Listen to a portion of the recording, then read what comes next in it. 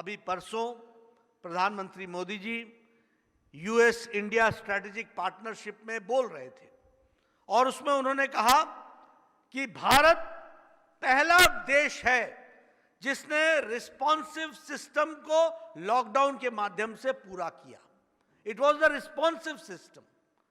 पाश्चात्य देश पशोपेश में थे, लॉकडाउन करें कि नहीं करें, जिंदगी महत्वपूर्ण है कि इकोनॉमी महत्वपूर्ण है।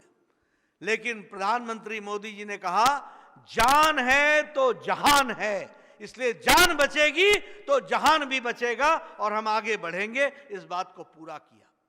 उसी तरीके से सबसे पहला देश है जिसने एडवोकेशन किया मास्क लगाने का।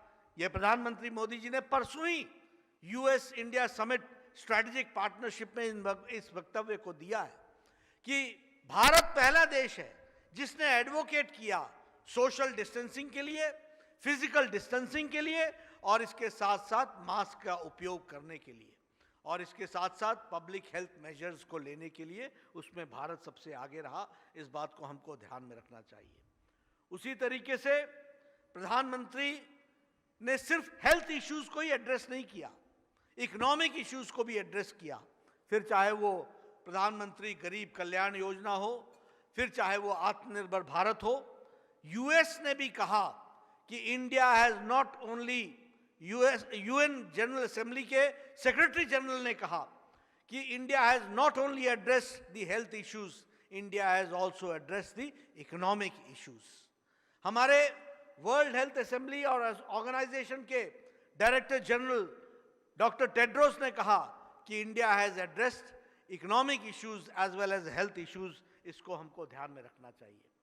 और मैं कार्यकर्ताओं से निवेदन करूंगा कि उड़ीसा की जनता को, जो हमारी भोली जनता है जिसके लिए काम हम कर रहे हैं, उनको ये बताने का हमको प्रयास करना चाहिए कि हमारे मोदी जी ने लॉकडाउन लगा करके जहां हमारी टेस्टिंग फैसिलिटी 1500 थी पर डे, उसको बढ़ा करके 1,10,000 के आसपास 10,10,000 प्रतिदिन के हिसाब से बढ़ाया है। इस बात को हमको समझना चाहिए।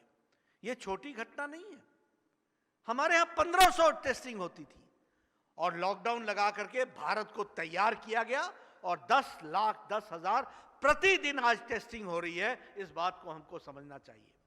जब हम